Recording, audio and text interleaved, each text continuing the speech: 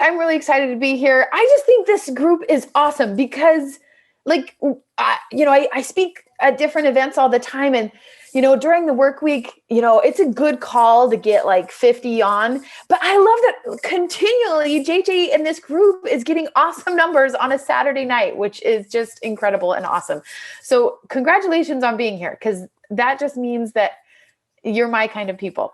And I say that I'm at a family beach house right now, and all my family's out there, but I'm hanging out in here with you guys because you guys want to talk investing on a Saturday night. So hopefully none of my kids come in. The door's locked, but we'll see how it goes. But yeah, so we're at a beach house for the week, and I'm like, how cool is it that I get to hop on with all these like-minded individuals that are taking time out of their Saturday to be here? And I just think that that's awesome. So I can't wait to get to know each of you a little bit better.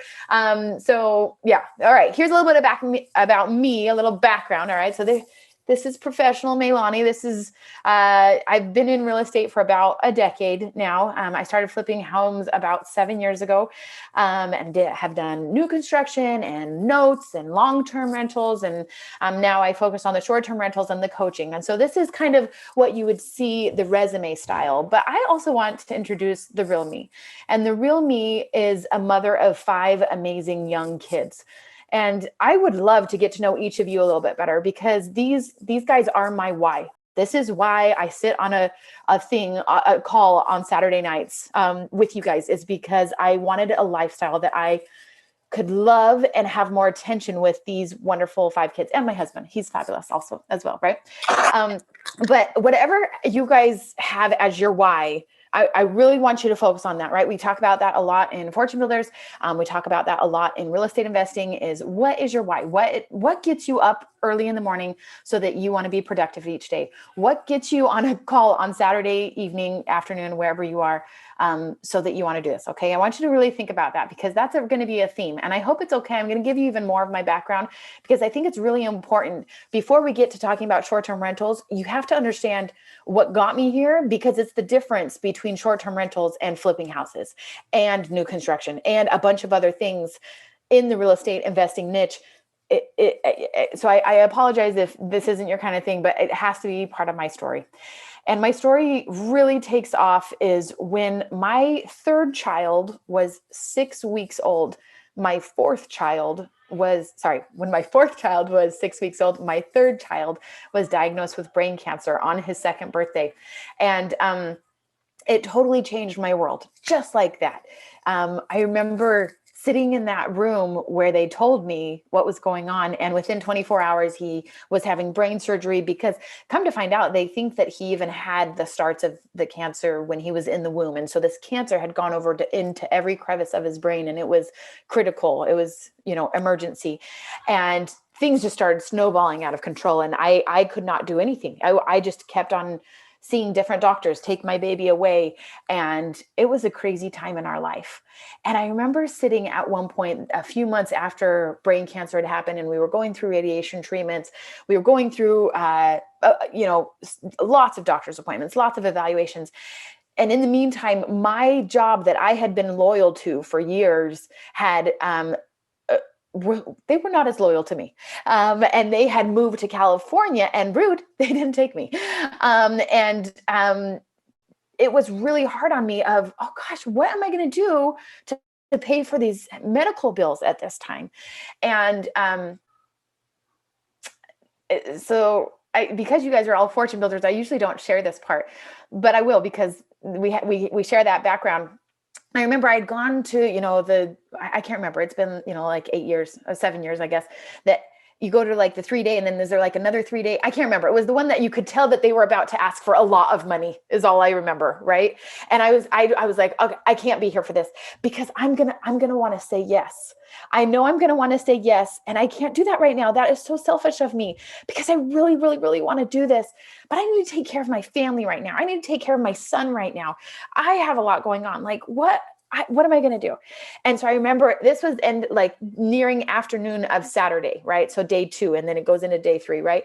And I was like, you know what? I can't do this right now. There's too much going on. And I really don't share this story. And I'm sorry, I'm a very emotional person, and I apologize. But I remember getting up and leaving the hotel ballroom. And on my way out, one of those little conniver, little fortune builders people came and like kind of got me at the door. And he said, "Oh, where are you going? Will we see you again tomorrow?" And I said, "Oh, you know what? It's been fabulous. It's been amazing. I love everything I've learned, but I just can't do this right now in my life. But someday I would love to."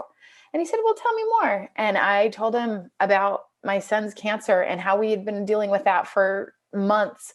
And I didn't know what to do, but I knew that my family needed to be my priority.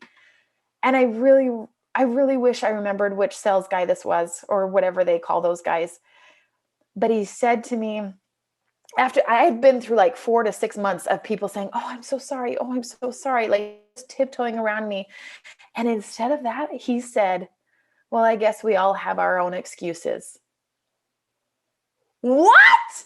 Are you kidding me? And like, but guys, it was so refreshing. I took a double take and I was like, "I'm sorry, what?" And he said, "Well, I'm sorry if that's rude, but I used to be in the exact same situation. I have a son with severe medical needs, and we just decided that was why we needed to do this, is because we couldn't just sit around working our crazy jobs. It was time to make our family time a priority. And with real estate investing, you can do that." And I just remember being like, "Oh my gosh, I don't even know how to talk to you." And I left, but then I got in my car and I was like, "Oh my gosh, he is totally right. That is exactly why I need to do this, is because otherwise I'm going to keep on making excuses. I'm going to keep on whatever. I mean, you know what we do, but all of you guys are action takers because you actually put down the money to join Fortune Builders, right? And so I remember getting home, and the next morning I said to my husband at the breakfast table, I said, I think I want to do this. I can't just sit around and wait for him to die anymore. And whatever days we have left with him, I want to spend with him. I don't want to go and clock in, clock out. I don't want to have to do that anymore. I want to be able to control my time.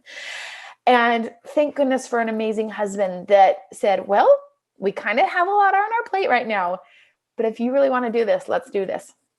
And so we did this, meaning I did this while he kept his safe job while I jumped, but I was glad to know that I had a lifeboat right there, still in corporate America. And in case I forget to tell you later, he just left corporate America in January of last year. So super excited that was a huge goal, right? And but anyway, so we started investing and doing all those things. And during this cancer phase of our life, if we are friends on Facebook, and if we're not, or if you follow me on Instagram, there was a story yesterday about this that I would love for you to reach out on Facebook and go and check it out, because I don't have time to go into it in detail. But during this time of our life, a lot of people were tiptoeing and saying, is it just hard to wake up in the morning? Or, do you just think, why me? And during this time, we came up with 2 family mottos. The first one was, anytime you meet my kids, and you have to go check out the story, guys, because yesterday I had an emotional day, kind of a scary day at the beach. And if you say to any of my kids, like I did yesterday, when one of them was stranded in a storm, and all we had was a very muffled phone that they couldn't hear all the words I was saying, all I had to do was say, "Hawks do, and they know to answer with hard things." And during this time of going through cancer, we decided as a family, we were going to take this opportunity to unite and to teach our kids that hard things are going to come. It's not a matter of if, it's a matter of when they will come. And I wanted my kids to know that we do hard things, right? My last name's Hock, right? So Hawks do hard things. And then the other thing I wanted them to know as we went through this trial as a family of AJ having cancer is, instead of saying, "Why us? Why did this happen to us?" I want us to say, "Why not us? Why not us?" Because I don't want to offend anybody in their background, their beliefs, but whatever that is for you, I believe that there is some higher power that believes in you and knows your potential better than anyone else, better than you even dream. And so that higher power, he, she, whatever you want to call it, I'm going to call it a he, okay? He believes that we can do something amazing. But the only way we're going to be able to get there is if we go through these hard trials to form us to be what we need to be. And so instead of saying, oh, why me? Why me? We say, why not us? Almost as if it's a badge of honor that we have been given such a strong trial because he knows we're that strong to meet the hard trial. But the other thing I like to talk about, why not me? And that's our company name, why not me, is because I feel like there's so many people that are like looking on social media and looking at all these things and like, oh man, I want to go to the Dominican Republic. I want to go to Europe. I want to do this. I want to have a big, beautiful house. Sometimes I just wish like, oh man, I want all my kids to smile in a picture like their kids do, whatever it is, right? Like instead of saying, why can't I get that? Say, why can't I get that? I'm going to make that happen. I'm going to make that happen. Every day, I'm going to make one step closer to whatever I want to be doing. What path am I on each day to get me where I want to be? And so during cancer, we had decided these were our 2 family mottos that we were going to live by. And we started this company. Our first company at this time was for real estate was called Hock Homes. And as I started doing this, I was like, okay, I'm going to be so great. Like, I'm going to spend all this time with my kids. Like, it's going to be awesome. Like Robert Kiyosaki and Fan Merrill have taught me everything and it's going to be epic. Right. But I still found, guys, that I was constantly fighting that balance of which way am I leaning? Where am I giving my most attention? It's a constant battle no matter what. Right. So we had been flipping houses. We had been doing new construction when all of a sudden in 2017, early 2018, it lasted, some crummy things happened, just crummy things. And I had loved flipping houses. Like I loved it when I first started and it was like, oh, we put a house on the market and within, the first week and it's like, oh, which offer am I going to choose? Like it was beautiful and it was great. And we were making money and we were winning awards and it was great. Well, in 2017, we had a bunch of different things happen and we had, call it luck, if you will. But 2 of our different properties, 20 miles apart in different cities, both had drive-by shootings. One was actually in our driveway. One was 3 houses down. And the one that it was in the driveway, we had already taken pictures and we were supposed to go live with the listing the next day. And this was a brand new construction home. And so if you've ever worked with drive-by shootings, terrible situation, obviously, right? But to show the memorial for this person, the memorial just grew and grew and grew. Candles and T-shirts and all of this on my beautiful new home. But obviously it's like such a tragic thing. Like, what do you do with that? Because after 1 month, I was like, oh, it's going to be gone. We'll be able to list it soon. No, it just kept growing. And what am I supposed to do with a memorial? I didn't want to be insensitive about it. Anyways, long story short. Long story, not at all short. Buckle up. We still got a lot more to go. So a bunch of these things were just happening. We had a flood in one of our properties. Oh, goodness. Then the second property. Oh, goodness. Then the third property. Don't use that plumber again. Hey, I should have learned a lesson, but he was working at all 3 on the same time. He had a flood on 3 different properties. Just a bunch of stuff that year I was like, you know what? I am burnt out. Like I am done flipping houses. I am not Joanna Gaines. I don't know how else to say it. It's not working like I thought it would. And now I will say I have many friends that are doing an amazing job in turning their rehabbing business to be something more passive than I could in 2017. But in 2017, call it what you will, it was time for me to leave flipping houses. I was just done and burnt out. But I had worked my butt off and I had paid a lot of money in a bunch of different coaching programs. And I knew that real estate, I could make money. And I had to figure out where I could be. I almost feel like it was like I was at the base of a mountain. And for over a decade, me and my husband had talked about someday getting into real estate investing, someday. And I stayed at the bottom of the mountain for so long, just picturing what was going to be the view at the top. And then that day, thanks to that guy who called me out, I was like, I'm going to show him. I'm not going to make excuses. I'm going to join Fortune Builders. I'm going to be awesome, right? And I started climbing the mountain. And as I started climbing the mountain, we started making money and we started winning awards. Like it was awesome. But then all of a sudden, 2017 hit and it was like, boof. And I felt like it was this huge avalanche to the point that I was literally in darkness. I was literally going through a depression. It was so bad, you guys. It was so bad. And during this really dark time, we were leveraged about over $4 million. It was close to 5 million, but it was 4 point something million. And for some of you, you might be like, oh, please, this is California. I could do that in one property or whatever, but for me, that was a lot. That was a lot. And to the point that I was having nightmares at night, and I was throwing up, and I was sitting in a ball in my closet crying and sobbing because we had gotten into a lawsuit that was so bad. We had planned to put 6 of these properties on the market in June or July and hopefully have them sold before the fall, when I got in a lawsuit with one of my contractors, and I wasn't allowed to do anything with those properties for July, then for August, then for September, all the way until December as this lawsuit went on. And during this time, I definitely went into a depression.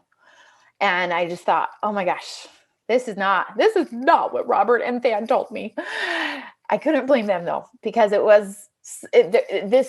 were a bunch of different things that had gone in, including me, and some mistakes I had made. And then I thought, oh, I paid so much money for fortune builders, I'm never going to make a mistake. But there were things that came up, right? So during this time, when I'm in that avalanche and feeling like there's so much darkness, was when my oldest, who understands the magic of Christmas, it was December and he hadn't written his letter to Santa, and I called him out on it. I said, what do you want from Santa? I haven't seen your letter to Santa. And he said, oh, Mom, I don't need anything. It's okay. And I said, no, come on. What do you want? What do you want for Christmas? And we were on the way to the bus stop, and he looked down at his feet and he said, Mom, I only want one thing. I'm only asking for Santa for one thing. And I said, okay, what is it? And he said, I just want you to sell a house. And you guys, my mama heart just sank as I realized not only was I going through this depression, but I had put my family in a situation that they were now being affected. And we had been praying and fasting as a family. And we had been, he had seen me go to lawsuit. He had seen me go to court and just be drained of the love of real estate for a little bit. And I just remember thinking, oh my gosh, how am I going to make this up to these my kids, my family? And so we fast forward to Christmas Eve, and we have 5 kids, and we like to play sports. My husband and I met playing sports, and so we like to play sports on Christmas Eve. When you give birth to a whole basketball team, you get to do that. And so we were out playing football actually on Christmas Eve, and we were on a timeout when I went to go read a text, and I started crying, and that sweet son came over and he said, Mom, is it? And said the name of my contractor. Apparently he definitely knew the name of my contractor. I had maybe said how much I didn't like that man a couple times. And he said, is it? And I said, actually, buddy, no, it's not. You got your Christmas wish. We just sold a house. You guys, it was on Christmas Eve. It was Hallmark movie status. It was a Christmas miracle. It was fabulous. So I was crying. He was crying. My other kids were dogpiling on me. And I remember in that moment being in that dog pile thinking, I am never, ever going to put my family through this again. I'm not going to leverage that much money. I just can't anymore, because it was causing not only stress inside me that was making it unhealthy, but it was causing stress in my home. And so at that point, I was like, I've got to find another way. And so going back to in the avalanche, I felt like I had 3 options at this point. I could either go back down to the bottom and just be like, I'm done. I just want to be safe. I just want to stay on safe ground. But I was so scared that if I went back to safe ground, that I would never get on any mountain, not just this mountain, but I was afraid I would never take a risk again at this point. And so I thought, I don't know. I don't think that's the right way, even though it would have been easiest. I thought, okay, well, I can go back up to the top and I can just do awesome and be better at my ARVs and all these things. And I was just going to be better. But I had kind of seen the view up there, and it still took a lot of my energy. And I didn't love the view as much as I had always thought I was going to love. But that's when I realized I need to decide, what is my dream day? Because the only way to determine if you're successful is to understand what success looks like to you. right? Because my success is going to look different than your success.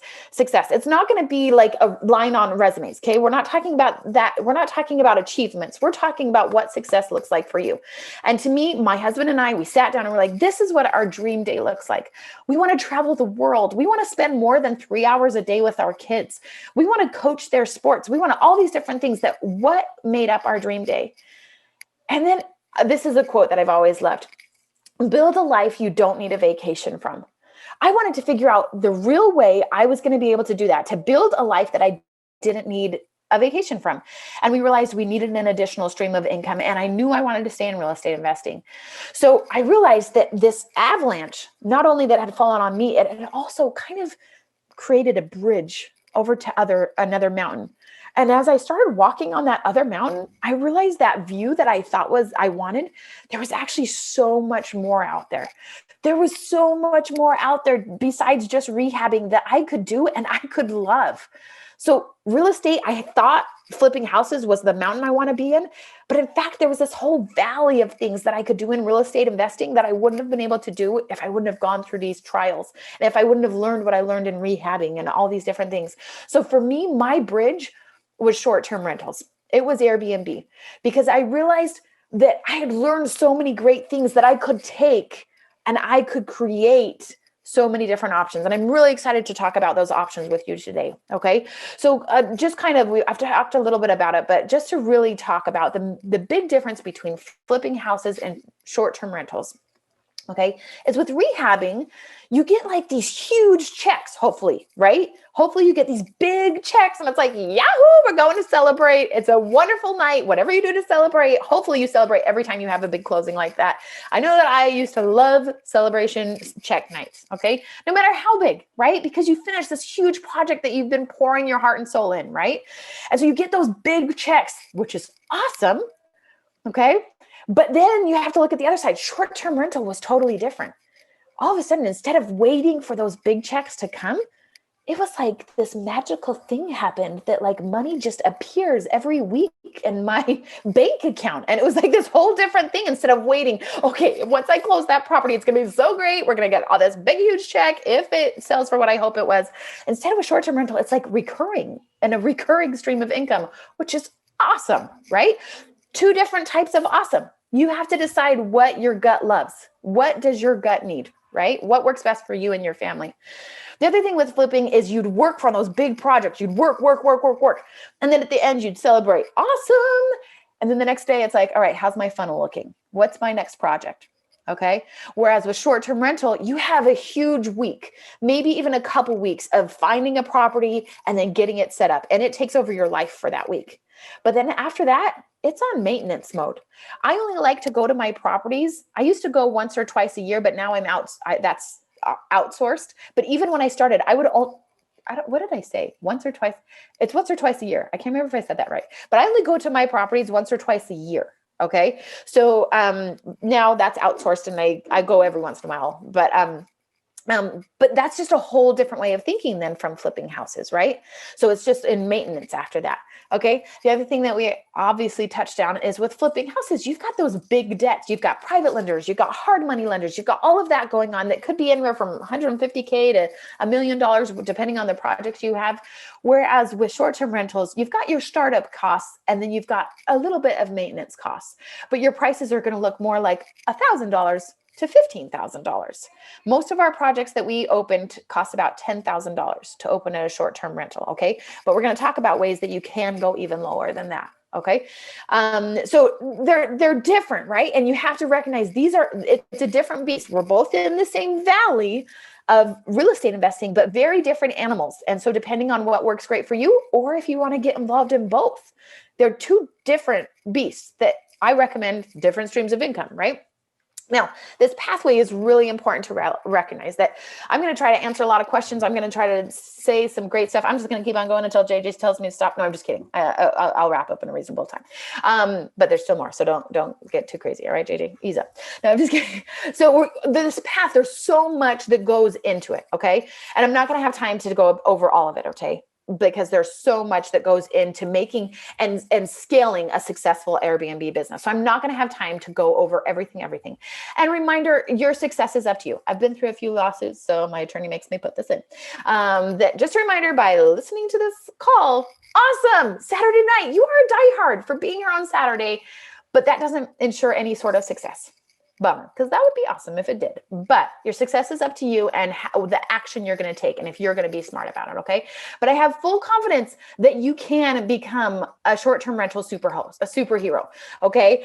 I want you to really feel so confident. Guys, I just finished watching the Avengers series this week, so I'm an expert in all things. I finally know who this Doctor Strange is because I had no idea who my kids were talking about. But I know all things superheroes, guys. But I am confident that we could turn you into an Airbnb superhero. Okay. Now, I always forget to mention this, and so that's why I put this slide in here, is that my AJ is doing awesome.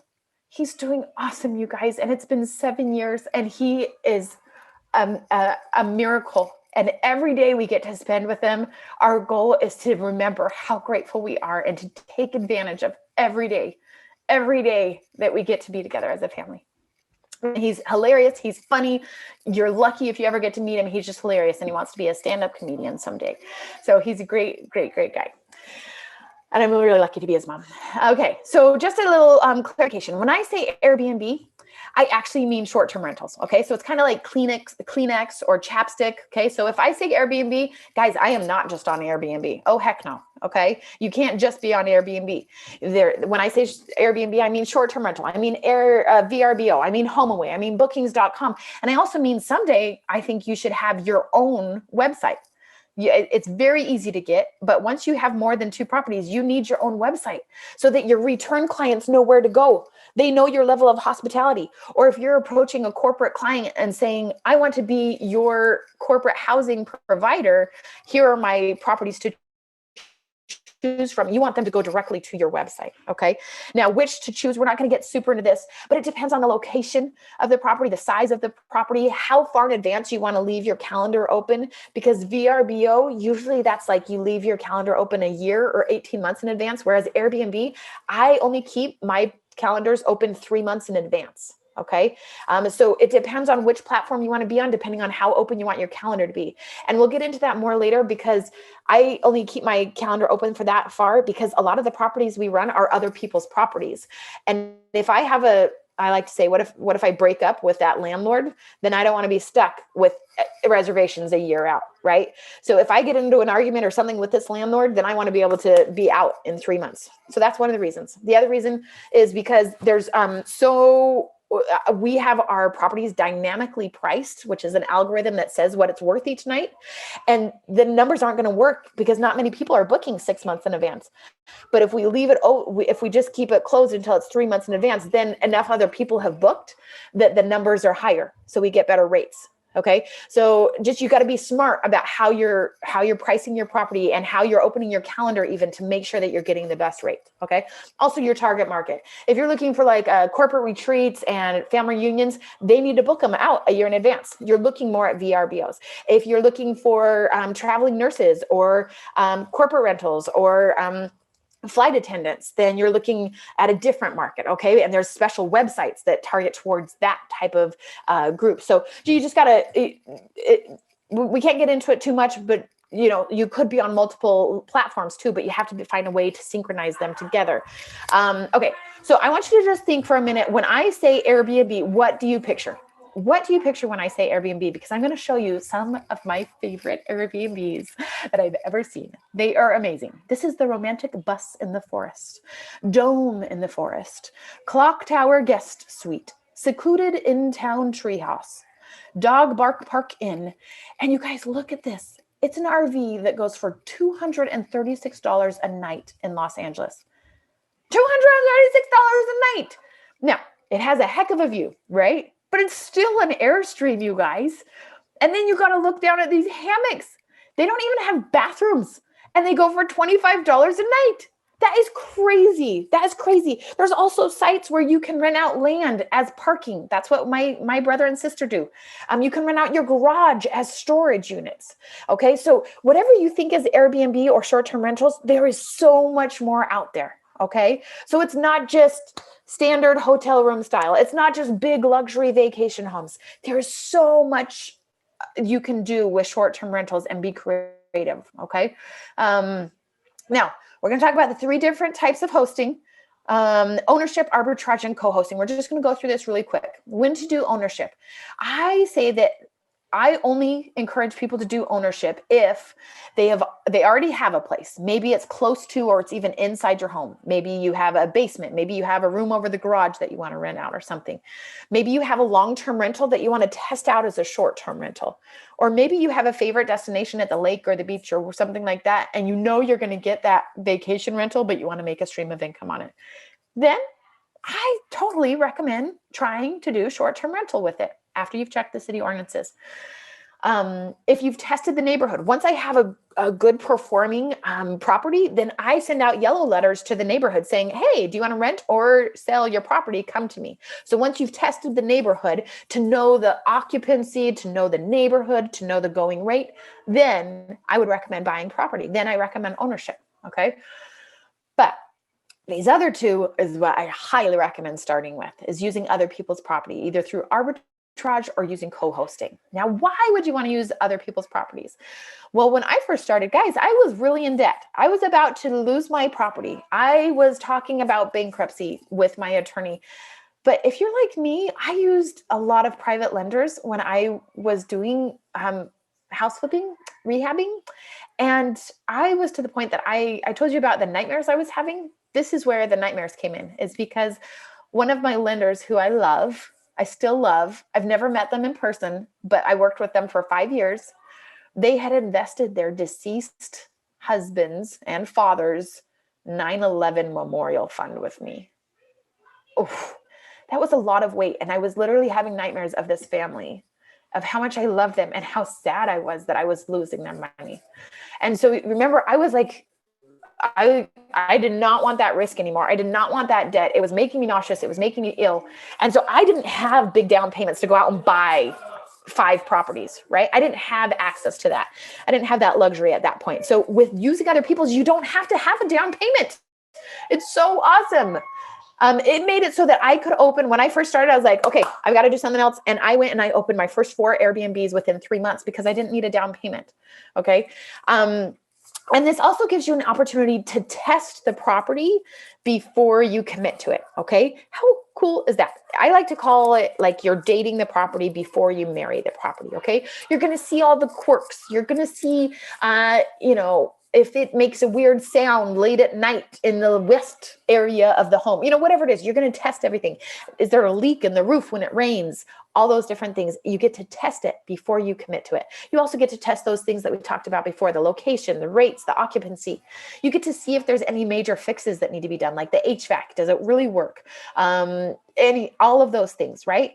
Because now if you don't own the property and the air conditioning goes out, you get to call your landlord and be like, hey, the air conditioning is out. Can you come and fix this? And you don't have to pay thousands of dollars to fix it. It's so great. It's so great. So if this is the point you are in your real estate career, that you are being creative with money, then this is awesome to use other people's property and other people's money to be making these fixes. Wouldn't it be cool if you could do this on your own house and like, oh, I'd like to test out this house for 6 months before I purchase it and move and, actually pay you. Like you can do that with this. And it's so awesome. It's awesome to take advantage of. Okay, now with either of these types of using other people's property, it's going to start the same, okay? There's a house, there's somebody who wants to rent it. They are advertising that they want to rent it. And then somebody like me comes along and says, I want to do exactly what you have posted you want me to do, okay? Different than flipping houses, okay? Because there was times that I would find deals that had actually been listed, but usually I was like trying to negotiate and I was saying, hey, can I buy your house? Can I buy your house? Can I buy your house? And so with this, I'm answering their call. I'm answering what they've put out into the universe of, I want you to rent it for this month. And I come and I say, I would like to rent it for that much. Sometimes I even say, you know what? I'd like to pay you $50 more per month. Poof. It like blows their mind. Wait, what? You want to pay me how much? And I don't recommend doing that too much because then neighbors start getting mad that you're raising rent rates. But there have been occasional times that I have done that. And so you say, this is perfect. This is exactly what we've been looking for. Thank you, thank you, thank you. We would love to rent this property from you. And you know what? I promise we are going to keep it so clean. We are going to have it professionally cleaned multiple times a week or month. And I promise we're going to keep it in a 5-star status because we're actually going to get reviewed on that. And that's how we make our income. And we can use your contract, but I just need to make sure that I attach a 1-page addendum. So we're both on the same page. You guys, you must have an addendum. You must have an addendum to any contract so that they acknowledge what's going on so that you can get out of your contract if needed, if the city decides to come up with some random law. Okay. You can go to any attorney to do that. Or, you know, yeah. So it's out there. I promise. I've got one that we use in our course, or you can go to an attorney to get one. Okay. And then at that point, after you're kind of saying how perfect it is, they're going to start to ask questions and then explain after you've kind of gone through this of how perfect it is. And we are kind of unique. And then you start explaining what you're going to do with the property. Okay. You definitely need to tell them what you're doing with the property. Don't try to hide it. I've had a few students try to do that and they've gotten in big trouble down the road. Okay. It's not worth it. There's enough out there. You have something that they don't even know what they want. It's better than they dreamt even possible, right? Okay, so just kind of the basics of arbitrage versus co-hosting is arbitrage is a regular lease. You sign for either a year or 6 months. I try to do 6 months in November, December, and January because it's pretty easy to get a 6-month rental at that time. But then other times of the year, you might just do a year, okay? And you're going to just sign a year-long contract or 6 months, and you're going to pay every single month, just like a regular renter, a fixed amount. Whereas with co-hosting, you make a percentage of the revenue. I've seen it anywhere from 10 to 50%, but it's rare to see it above 25%. So I like to stay in the 20 to 25% range. I shouldn't say that. It's rare to see above 30%, I would say. But when we do co-hosting, we charge 20 to 25%, depending on how much the landlord wants you to take care of. Are you coordinating all the cleans?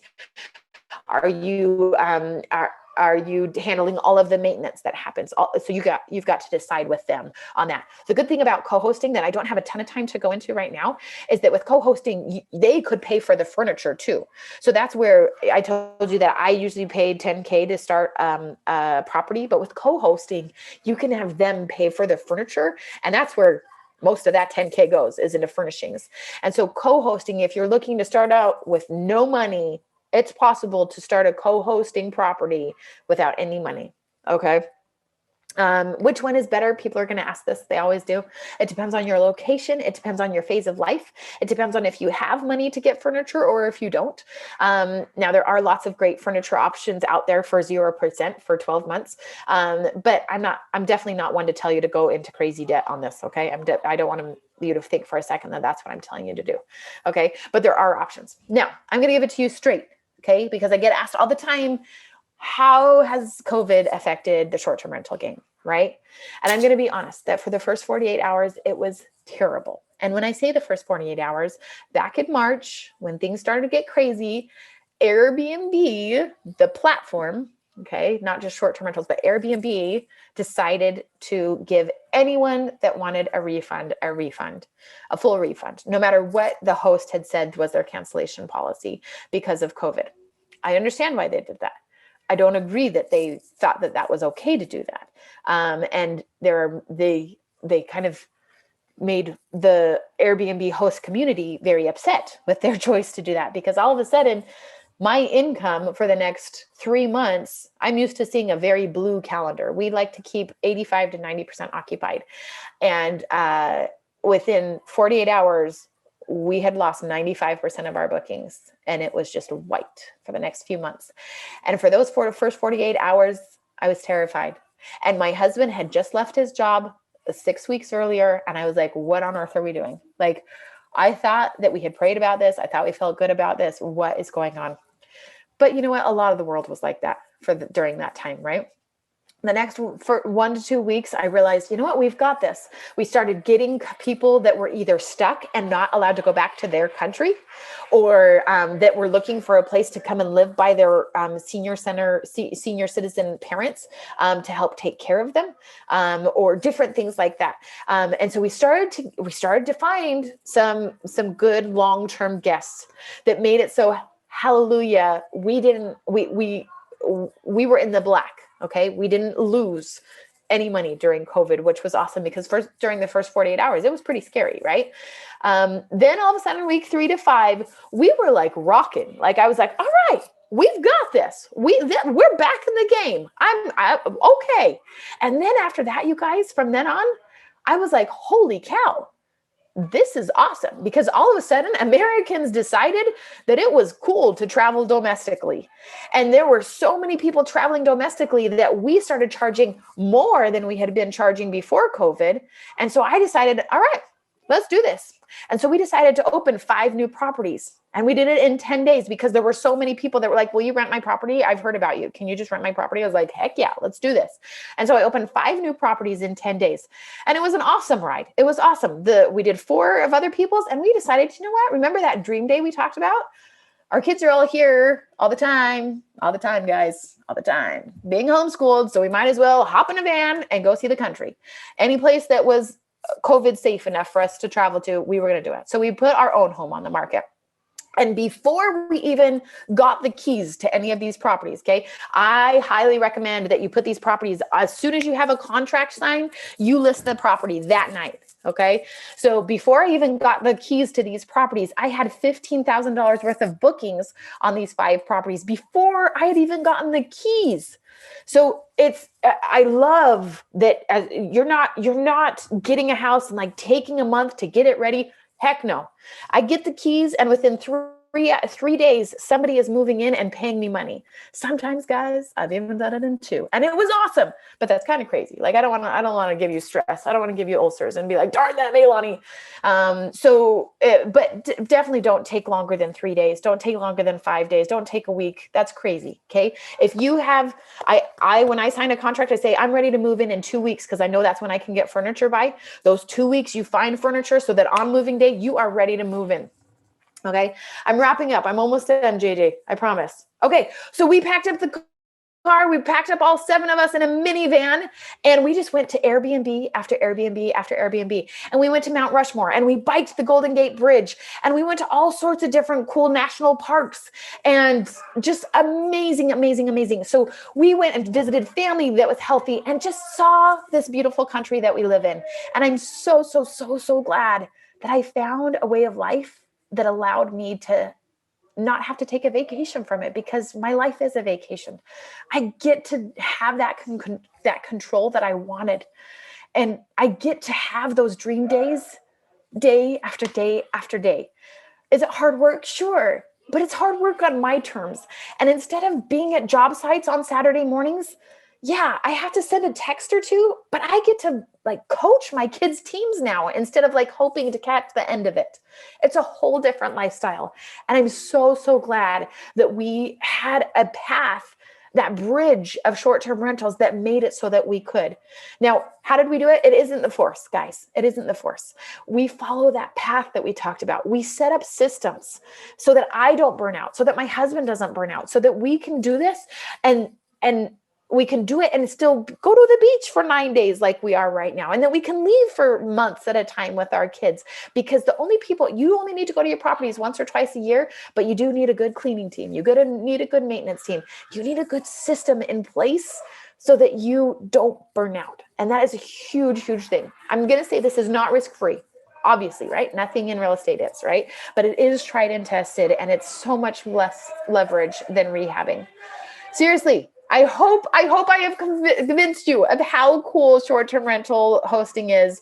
And obviously, you can tell I'm kind of passionate about it, and I like to geek out on it. So if you're interested, I have a freebie. If you text B&B to this number, if you want to take a screenshot of it, reach out to me on Facebook or Instagram. Definitely Instagram. I post there a lot. But also, I don't know if JJ's okay with it, but we also have a free Why Not Me Airbnb, public Airbnb group if you want to like learn more about Airbnb, also a Facebook group. So I could put a link if that's okay. I don't know. Sorry, JJ, I should have asked that before.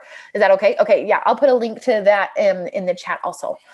But yes, that's what I've got for you. Hopefully you have lots of questions after networking, right? But definitely take a picture of this or send a text to text BNB to this number.